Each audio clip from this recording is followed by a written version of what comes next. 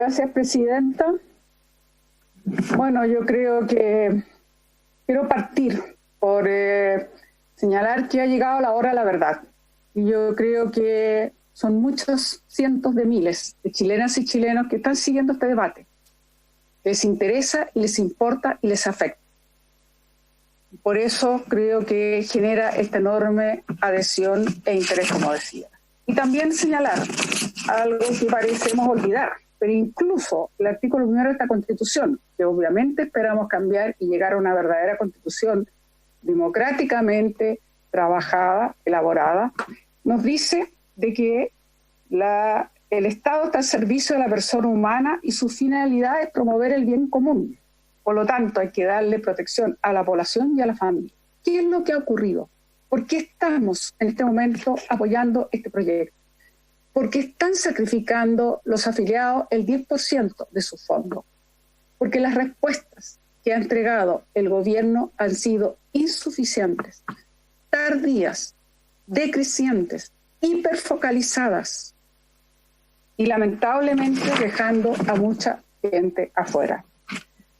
Lo opuesto a un grado de universalización, como lo planteamos hace más ya de 3 meses y medio. Le dijimos al gobierno, le dijimos al ministro de Hacienda, le dijimos al presidente, lo que la magnitud de esta pandemia obliga a dar una renta básica como la respuesta obvia, única y necesaria para garantizarle a todas esas familias un ingreso digno y que no tengan que arriesgar su vida y su salud saliendo a la calle a ganarse la vida.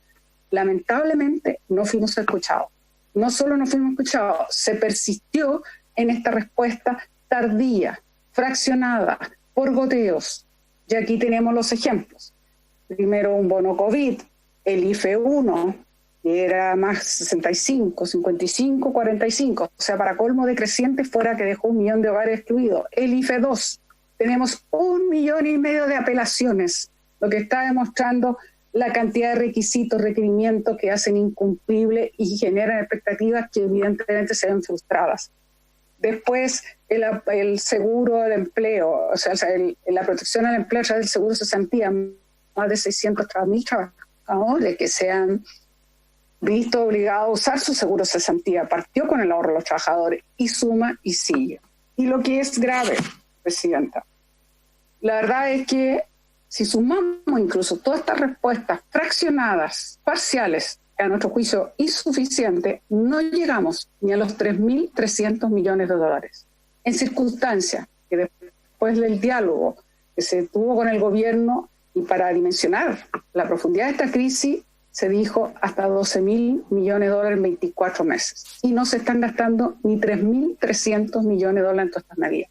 Esa es la razón de fondo por la cual se ha hecho esta medida de emergencia que se hace necesaria para darle respuesta a esos sectores vulnerables y particularmente sectores medios que han visto mermados sus ingresos, que no han tenido solución, que no han tenido respuesta, que todavía las esperan y son imposibles. Pero no es solamente eso, es en un contexto que se está dando donde tenemos 1 millón de cesantes, donde tenemos más de 600.000, como decía, 25.000 que se han ido a través del seguro de cesantía, la protección del empleo, donde tenemos evidentemente gente que está con jornadas incluso parciales. Todo esto suma entre 2 y 4 millones de trabajadores afectados, pero más aún, no podemos ignorar que tenemos un 75% de los hogares endeudados, que tenemos 5 millones de personas morosas, que tenemos más de 600 y tantos mil familias que están con deuda por la educación superior. ¿Cómo se puede ignorar a eso? ¿Y cuáles son las respuestas del gobierno? Cuando se anunció la tramitación de este proyecto, cuando se inició más bien en la Cámara de Diputados, la respuesta del gobierno fue 3 propuestas distintas para el sector de la clase media en menos de 10 días. Lo que habla de improvisación y lo que habla de la incapacidad de realmente ver la magnitud de esta crisis. ¿Cómo no entender lo que está sufriendo la población? ¿Cómo no entender lo que significa la incertidumbre, lo que significa arriesgarse, tener que salir a la calle? ¿Cómo no entender cuando se tienen deuda tras deuda y deuda del crédito hipotecario, de las cuentas, de los arriendos, y le dicen, no, endeúdese, más y más? Y esa es una de las razones por las cuales entonces esta medida se ha vuelto necesaria en esta emergencia y en este contexto. Y por supuesto, también el grado de adhesión que tiene esta propuesta tiene que ver porque la gente está consciente, sabe perfectamente que es completamente insuficiente, indigna las pensiones que reciben, las que reciben ahora y las que van a recibir después. No hay ninguna duda a ese respecto. Y por eso la gente sabe que necesitamos cambiar, que no es materia de este proyecto, pero no cabe ninguna duda que hay un compromiso y que trabajaremos por lograr un cambio profundo en el sistema provisional, que tenga elementos de seguridad, pero sobre todo con elementos de solidaridad, donde hay aporte del Estado y de los empleadores, lo que no ocurre hoy día y que hace que las personas solo dependen de su propio ahorro, de su propia capitalización, que los lleva a pensiones de hambre, indignas, hoy y mañana. O sea, no me venga con el discurso pan para hoy, hambre mañana, porque las pensiones son hambre hoy y mañana. Lo repetimos así de categórico porque lamentablemente es así. Nuestro compromiso es seguir trabajando con una reforma previsional para impedir que se siga haciendo lo que hoy día está. ¿Y qué pasa aún? La gente está consciente de estas administradoras de las pensiones de los trabajadores. ¿Y qué ha significado? Por ejemplo, 25.000 millones de dólares se perdieron en el primer trimestre de Hacienda. ¿Y qué pasó? Que los trabajadores son los perjudicados. Ellos ven afectado su rentabilidad y por lo tanto sus ahorros. Y me quieren decir que los administradores de las pensiones el año 19 sacaron más de 600 millones de sus ganancias. Entonces, ¿esto no es acaso un sistema que es como el embudo, donde realmente los trabajadores ni siquiera participan de las decisiones, no saben con qué criterios se toman, no hay transparencia en la información?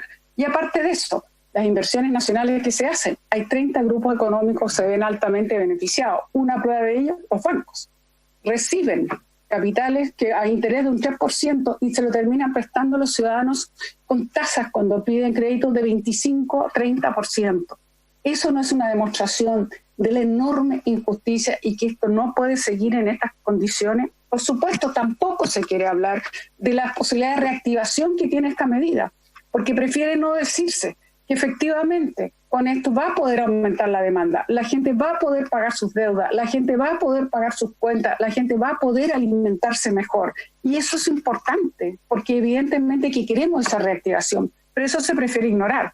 Como también se ignora las malas señales que entrega este gobierno, porque aquí se ha beneficiado a grandes empresas. Y si no, pregúntenle a las MIPYME y a las MIPYME de la región de Valparaíso qué ha ocurrido con los créditos FOGAPE. Pregúntenle a ese millón supuestamente de pymes que iba a beneficiar los créditos del FOGAPE y que no ha ocurrido así. Pregúntenle cuál es la medida última que se está tomando de una depreciación instantánea por 3 años que le va a costar al país miles de millones de dólares, alrededor de 6.000 millones de dólares. Entonces uno de las señales que entrega este gobierno. Solo 1 minuto, senadora, ya lleva sus 8 minutos, le vamos a entregar 1 minuto. Muy bien, más. termino entonces con el minuto. ¿Qué ha ocurrido entonces?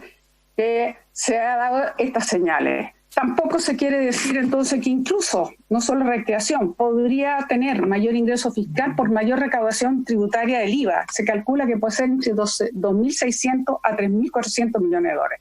Por todas estas razones, presidente.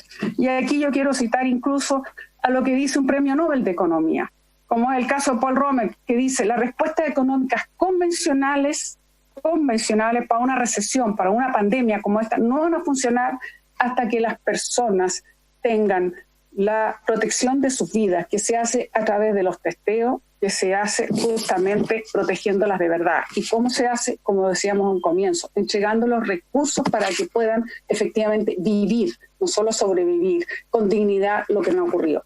Todas estas son las razones por las cuales nos lleva a aprobar este proyecto, Presidenta.